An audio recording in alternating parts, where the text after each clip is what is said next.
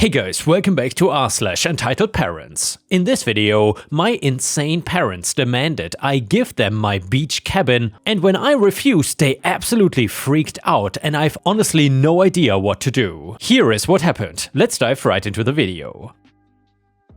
And the first one is titled, "Late husband's estranged abusive parents are demanding access to my unborn son." So I am a 30-year-old woman who lost my husband to cancer last year. We had always wanted kids, so we had some of his sperm frozen for a later date. Sadly, he lost his battle and passed away. I am now in a place where I feel capable mentally of taking care of a child myself, and it was a success. I'm expecting a little boy. My husband's parents somehow got wind of this and are constantly demanding that they be allowed in my son's life, as he will be the last part of their son. The thing is though, my husband had nothing to do with his parents. Growing up, they were emotionally abusive to him, and he got out of there as soon as he could. He had not spoken to them in 10 years, and when it became clear that things were taking a nosedive, he made sure that I knew he did not want them at the funeral. I do not think that he would want them in our son's life at all either, so I'm trying to respect his wishes, but family and friends are telling me that I should give them a chance, that perhaps they have changed, and how could this be a second chance for them? Perhaps it's cruel,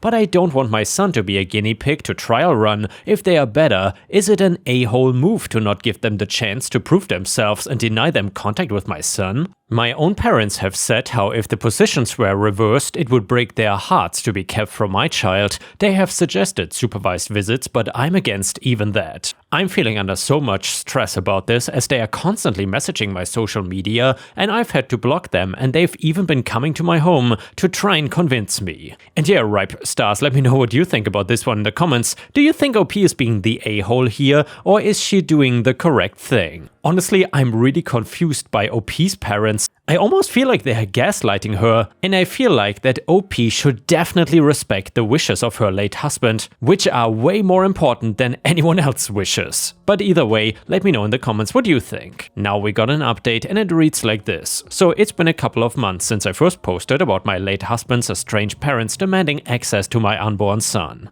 A lot has happened since then, and I think it's time to give an update. So to start, I want to thank everyone who commented and messaged me after my first post. The support I received from strangers on the internet was overwhelming and helped me find some clarity in a very difficult time. I read through all your stories, advice, and even the ones that disagreed with my stance, and it made me feel less alone. It was a tough decision, but I've come to a conclusion that feels right for me and my child. After I blocked my in-laws on all social media and they kept showing up at my door, I decided to consult a lawyer. I wanted to make sure I understood my rights here and what steps I could take to protect myself and my son, and it turns out that in my state, grandparents have limited rights when it comes to visitation, especially if the parents of the child are still living. So, since I'm the only legal parent of my child, I have full control over who gets to see him. That was a huge relief, but the lawyer also warned me that if my in-laws kept pushing, they might try to take things to court even if they didn't have much of a case. To be safe though, I had him send a formal cease and desist letter to my in-laws. It was a pretty straightforward letter, basically telling them that any further attempts to contact me would be considered harassment. I thought that would be the end of it. Unfortunately, it wasn't. A few weeks after the letter was sent, I came home from a doctor's appointment to find my mother-in-law sitting in her car outside my house. She didn't say anything when I pulled up, she just stared at me. It was honestly unsettling to say the least. I didn't get out of my car at first, hoping she would leave if I stayed put, but after about 10 minutes of this silent standoff, she got out of her car and walked over to mine. I cracked the window just enough to hear what she had to say. She started crying, saying that they just wanted to be a part of their grandson's life, that they had changed, and that losing their son had made them realize their mistakes and they wanted to make amends. She begged me to reconsider. I felt a twinge of sympathy, I won't lie, but then I remembered everything my husband had gone through because of them. They had years to make things right with him. He gave them chances and they blew every single one. I was not gonna let them manipulate me into giving them a chance to hurt my son the way they hurt him. I told her that my decision had not changed and that I did not want them involved in our lives. She lost it. She started screaming at me through the window, calling me selfish, accusing me of trying to erase her son from existence. It was awful, but I stayed calm. I told her to leave or I would call the police. She stormed off, got into her car and sped off. I called my lawyer right after and let him know what had happened. He advised me to file a police report just to have everything on record in case things escalated further, so that is what I did. By this point, I was about 6 months pregnant and I just wanted to focus on having a healthy baby. But the stress from dealing with my in-laws was taking a toll on me. My doctor suggested I consider prenatal therapy to help manage the anxiety, so I started seeing a therapist who specialized in grief and pregnancy. That was a game changer. I finally felt like I had some control over my emotions again. I also started taking additional steps to protect myself. I installed a security system at my house and made sure all my neighbors were aware of the situation in case my in-laws showed up again. I wanted to make sure that there were no weak points where they would worm their way back in. As my due date approached, I got word from my lawyer that my in-laws had officially filed for visitation rights. I was furious, but not surprised. According to the papers, they were claiming that they had a substantial interest in my son's life as his biological grandparents, and that denying them access would cause emotional harm. Well, thankfully, my lawyer was prepared for this. He had me gather all the documentation we had, including the police report from when my mother-in-law had shown up at my house, as well as messages from them over the years where they had been hostile or aggressive towards me and my husband. The court process was long and stressful. We had to appear multiple times, but my lawyer was amazing throughout the whole thing. He argued that my in-laws had not been part of my husband's life for over a decade and that there was no existing relationship between them and my unborn son. He also brought up my husband's explicit wishes to keep them out of his life, including his refusal to invite them to his funeral. In the end, though, the judge ruled in my favor. The court found that there was no legal basis for granting them visitation rights and they were denied access to my son. I cannot even describe the sense of relief I felt when the ruling came through. My son was born a few weeks ago and I could not be happier. He is perfect and I'm so grateful to finally be a mom. I named him after my husband as a way of honoring his memory. I know he would be proud. As for my in-laws, I have not heard from them since the court ruling. I don't know if they will ever try to come back into our lives, but I'm not afraid anymore. I've done everything I can to protect my son and I'm ready to take whatever steps are necessary if they ever try to cause trouble again. Some people still tell me that I should try to reconcile with them, that maybe they have changed, but I know in my heart that what I'm doing is best for my child. He doesn't need toxic people in his future life and I won't let him be used as a tool for their redemption. I don't know what the future holds, but I feel stronger now. I stood my ground and I'm proud of myself for that. My son deserves a happy, peaceful life and I'm gonna do everything in my power to give him that. Some further comments: not the a-hole, you did what you had to do to protect your child. They had years to make amends with their son and didn't. You're absolutely right not to let them try to use your son to fix their mistakes. Comment number 2, you handled this perfectly. I'm so glad you didn't cave to pressure. People like your in-laws don't change overnight. Stay strong. Comment number 3, you are 100% not the a-hole. Your son does not need that kind of negativity in his life. Good for you for standing your ground. And yeah, ripe stars, if you would have been in an OP situation, would you have acted the same way or would you have done something different? Let me know in the comments, and now let's move on to the next story, which is titled "Parents Demanded I Let Them Rent Out My Vacation Beach Cabin for Profit." So 3 years ago my grandparents died, my grandfather following my grandmother into the ground not long after. I suppose some people might call that sweet in a sort of morbid way. I was very close to them before they passed, but was still shocked when I found out they had left me their beach cabin in their will. The cabin was previously an old and ruined hut before they fell in love with it and rebuilt it 20 years ago, and since then it's been a family retreat we have all come to love. My parents had a mixed reaction to my inheritance and my father was bewildered, hurt even. While my mother was furious at the supposed betrayal of it, my grandparents and mother never saw eye to eye, and she treated this as their last FU, like everything revolved around her. A few days after I got the keys, I went up to the cabin by myself to look around the old place. I had not intended to stay, but I ended up being too relaxed to leave. A week later I returned to civilization, begrudgingly, though I continued the habit of spending some quality time alone up at the cabin every free weekend I had from then on. My vacations were not overlooked by my still smoldering parents, who are still bitter that it's my cabin and not theirs. One evening in bed at the cabin,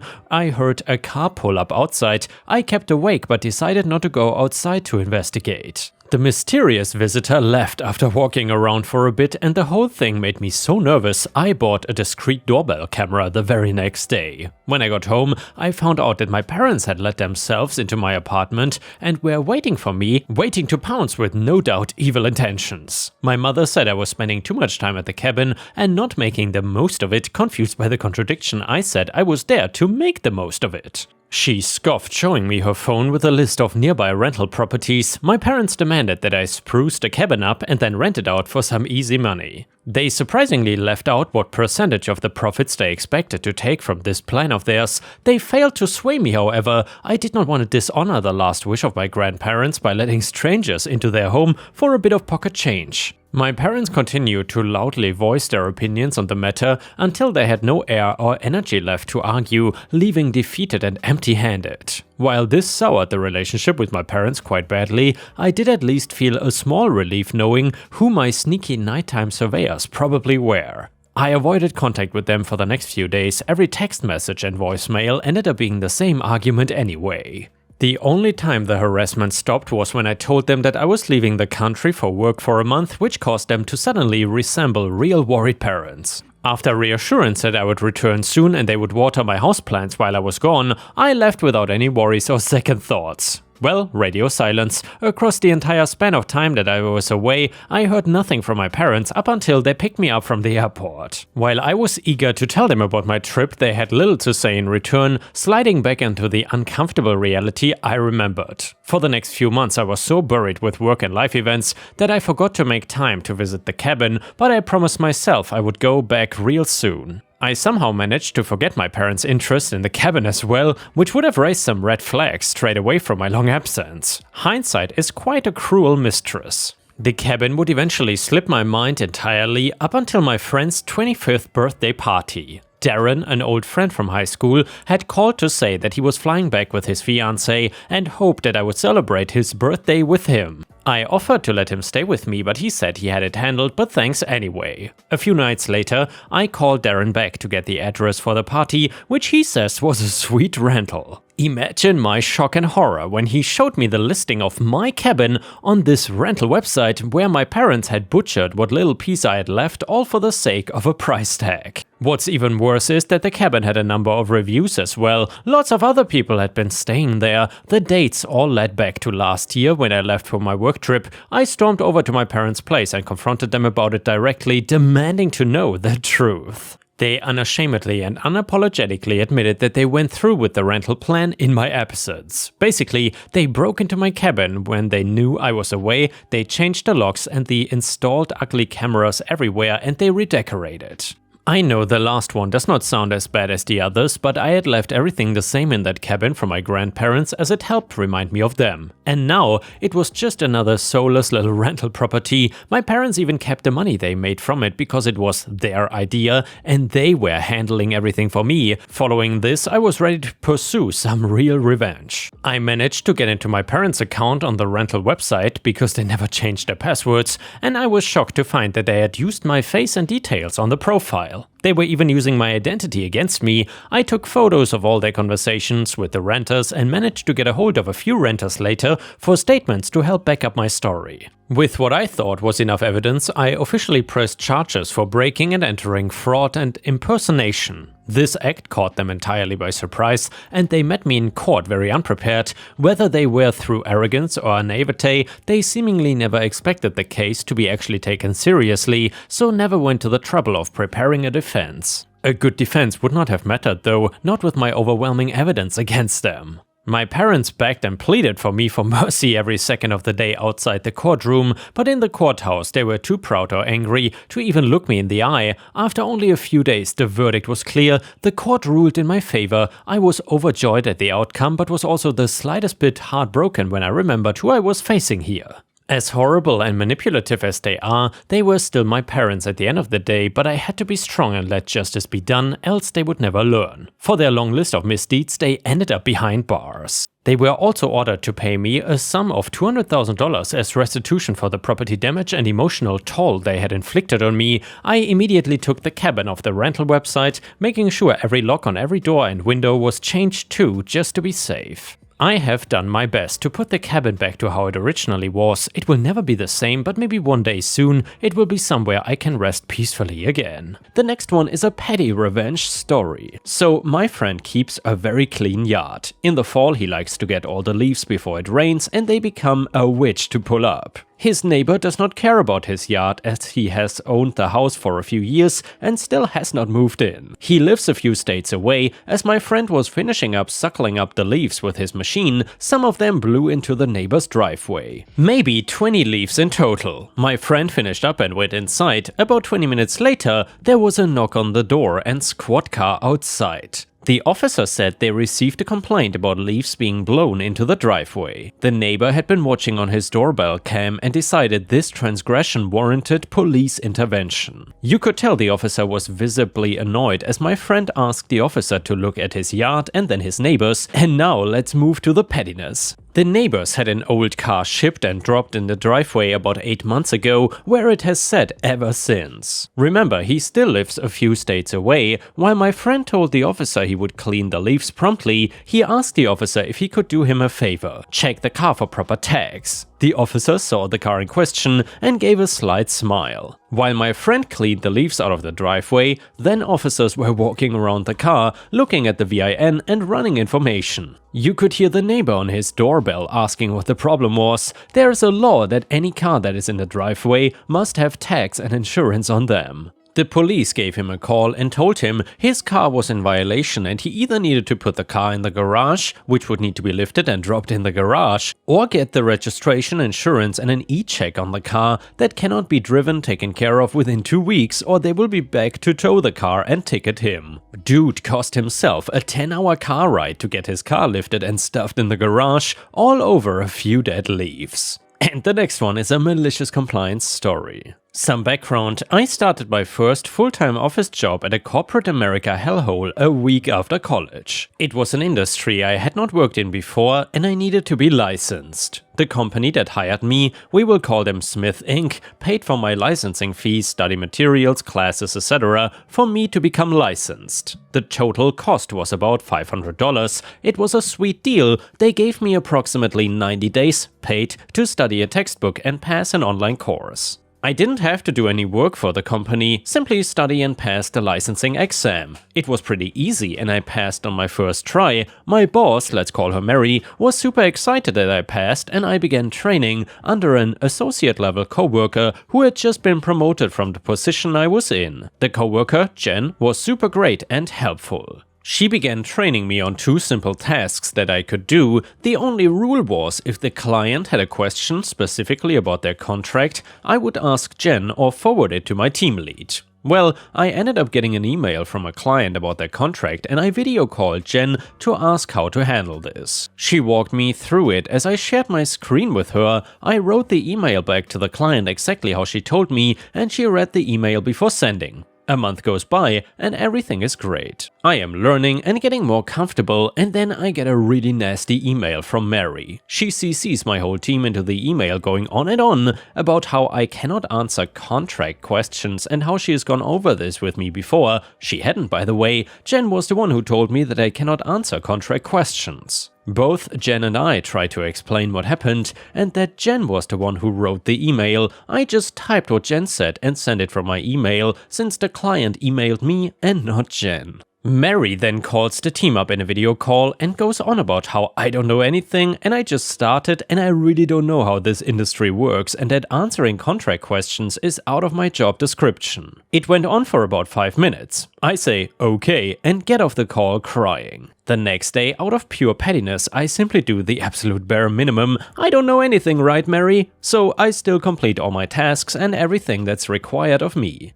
Anything more advanced that I would normally try to learn with Jen's help? Nope. I just forwarded it to our team lead and said, sorry, Mary said I cannot do anything outside of my job description. Work was much less stressful after I decided to listen to Mary and what many others told me before, don't do anything outside of your job description. Also, Mary later fired me for being a whistleblower when I reported the company to the health authority for violating the pandemic protocol. And yeah guys, with this we have reached the end of the video. However, if you cannot get enough of my content, please don't forget to subscribe subscribe to the channel to not miss any of my daily uploads, and also check out my podcast by searching for Ripe Stories on Spotify, Amazon, Audible, and other podcast platforms. You will often find exclusive episodes and early access to new content. Furthermore, please check out my Patreon by going to patreon.com/ripeyoutube or my YouTube membership program for even more exclusive stories. Thank you so much, and I will see you again tomorrow.